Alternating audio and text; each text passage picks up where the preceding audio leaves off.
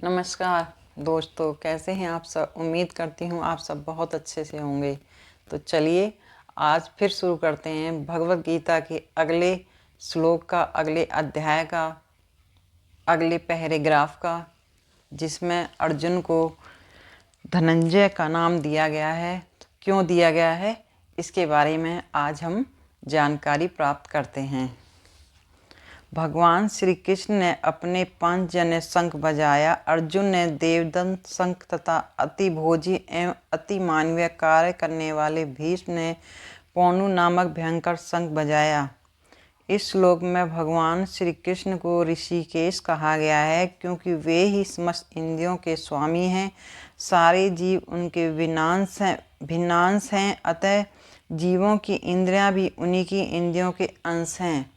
क्योंकि निर्विशेषवादी जीवों की इंद्रियों का कारण बताने में असमर्थ हैं, इसलिए वे जीवों को इंद्रिय रहित या निर्विशेष कहने के लिए उत्सुक रहते हैं।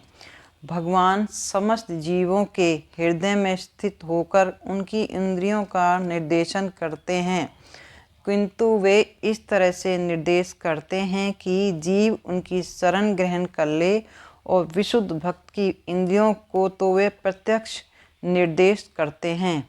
यहाँ कुरुक्षेत्र की युद्ध भूमि में भगवान श्री कृष्ण अर्जुन की दिव्य इंद्रियों का निर्देशन करते हैं, इसलिए उनको ऋषिकेश कहा गया है। भगवान के विविध कार्यों के अनुसार उनके भिन्न भिन्न नाम हैं। उदाहरण, इनका एक नाम मधुसूदन है, क्योंकि उन्होंने मधु नाम के एक असुर को मारा था। वे गौओं तथा इंद्रियों को आनंद देने के कारण गोविंद कहलाते हैं। वसुदेव के पुत्र होने के कारण इनका नाम वासुदेव है। देवकी को माता के रूप में स्वीकार करने के कारण इनका नाम देवकी नंदन भी है। वृंदावन में यशोदा के साथ बाल लीलाएं करने के कारण ये यशोदा नंदन हैं। अपने मित्र अर्जुन का सारथी बनने के कारण पार्थसारथी हैं। इसी प्रकार उनका एक नाम ऋषिकेश है, क्योंकि उन्होंने कुरुक्षेत्र के युद्ध स्थल में अर्जुन को निर्देश किया था। इस श्लोक में अर्जुन को धनंजय कहा गया है, क्योंकि जब इनके बड़े भाई को विभिन्न यज्ञ संपन्न करने के लिए धन की आवश्यकता हुई थी, तो उसे प्राप्त करने में इन्होंने उनकी सहायता की थी।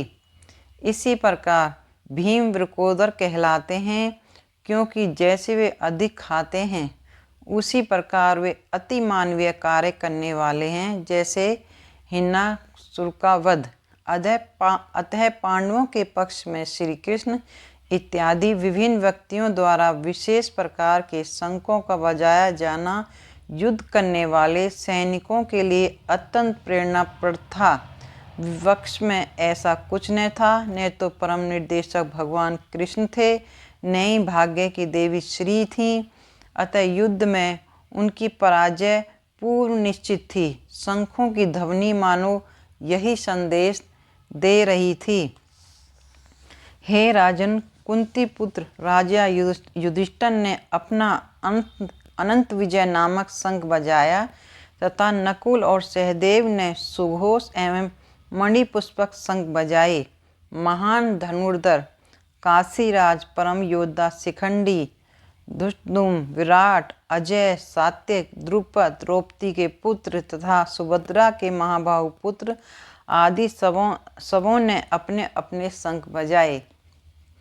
संजय ने राजा धृतराष्ट्र को अत्यंत चतुराई से यह बताया कि पांडु के पुत्रों को धोखा देने तथा राज सिंहासन पर अपने पुत्रों को आसीन कराने की यह अविवेकपूर्ण नीति श्लाघनीय नहीं थी।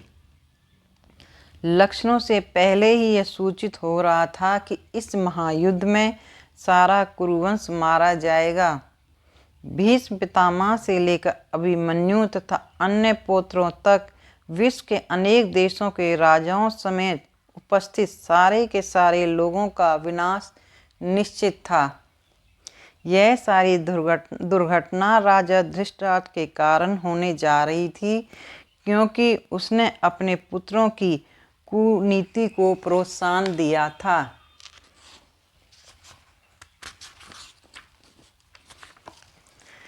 इन विभिन्न शंखों की ध्वनि कोलाहलपूर्ण बन गई, जो आकाश तथा पृथ्वी को शब्दयान करती हुई धृतराष्ट्र के पुत्रों को हृदय को विदीर्ण करने लगी। जब भीष्म तथा दुर्योधन के पक्ष के अन्य वीरों ने अपने अपने शंख बजाए तो पांडवों के हृदय विदीर्ण नहीं हुए। ऐसी घटनाओं का वर्णन नहीं मिलता, किंतु इस विशेष श्लोक में कहा गया है कि पांडव पक्ष के शंखनाद से धृतराष्ट्र के पुत्रों का हृदय विदीर्ण हो गया। इसका कारण स्वयं पांडव और भगवान श्री कृष्ण में उनका विश्वास है। परमेश्वर की शरण ग्रहण करने वाले को किसी प्रकार का भय नहीं रह जाता, चाहे वह कितनी ही विपत्ति में क्यों ना हो। उस समय हनुमान से अंकित ध्वजा लगे रथ पर आसीन पांडुपुत्र अर्जुन अपना धनुष उठाकर तीर चलाने के लिए उद्यत हुआ। हे राजन, धृतराष्ट्र के पुत्रों को व्यूह में खड़ा देखकर अर्जुन ने श्री कृष्ण से ये वचन कहे। युद्ध प्रारंभ होने ही वाला था।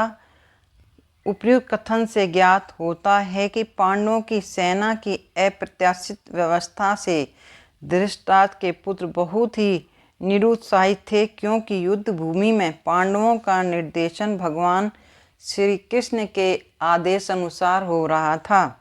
अर्जुन की ध्वजा पर हनुमान का चिन्ह भी विजय का सूचक है, क्योंकि हनुमान ने राम तथा रावण युद्ध में राम की सहायता की थी, जिसमें राम विजयी हुए थे। इस समय अर्जुन की सहायता के लिए उनके रथ पर राम तथा हनुमान दोनों उपस्थित थे। भगवान श्री कृष्ण साक्षात राम हैं और जहाँ भी राम रहते हैं वहाँ उनका नित्य सेवक हनुमान होता है तथा उनकी नित्य संगनी वैभव की देवी सीता उपस्थित रहती हैं। अतः अर्जुन के लिए किसी भी शत्रु से भय का कोई कारण ही नहीं था। इससे भी अधिक इंद्रियों के स्वामी भगवान श्री कृष्ण निर्देश देने के लिए साक्षात उपस्थित थे। इस प्रकार अर्जुन को युद्ध करने के मामले में सारा परामर्श प्राप्त था। ऐसी स्थितियों में जिनकी व्यवस्था भगवान ने अपने शाश्वत भक्त के लिए की थी, निश्चित विजय के लक्षण स्पष्ट हो रहे थे। तो ये थी आज की मेरी भगवत गीता का कुछ सार। उम्मीद करती हूँ आप सबको पसंद आया होगा। पसंद आया है तो बोलिए राधे श्याम।